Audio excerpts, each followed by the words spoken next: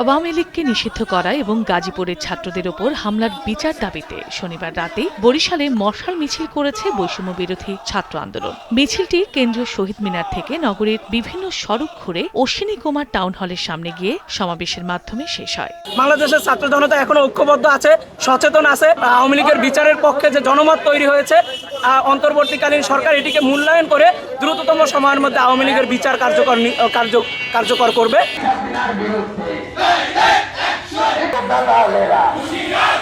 গাজীপুরে ছাত্রদের উপর হামলার প্রতিবাদে মেহেরপুরেও মশাল মিছিল করেছে বৈষম্য বিরোধী ছাত্র আন্দোলন। মিছিলটি অক্সফোর্ড স্কুল চত্বর থেকে শুরু হয়ে শহরের প্রধান সড়ক ঘুরে হোটেল বাজার ৩ রাস্তার মোড়ে গিয়ে শেষ হয়। এতে নেতৃত্ব দেন বৈষম্য বিরোধী ছাত্র আন্দোলনের সদস্য সচিব মুজাহিদ ইসলাম।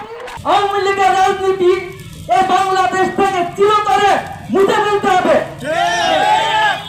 যতদিন আওয়ামী লীগের একটি শিকড় বাংলাদেশে থাকবে, ততদিন বাংলাদেশ অস্থিরতার সাথে পার করবে। এদিকে কুষ্টিয়াতেও মশাল মিছিল করেছে জাতীয় নাগরিক কমিটি ও বৈষম্য বিরোধী ছাত্র আন্দোলন। মিছিলটি শহরের বড় বাজার থেকে বের হয়ে প্রধান সড়ক ঘুরে পুলিশ লাইনের সামনে গিয়ে শেষ হয়।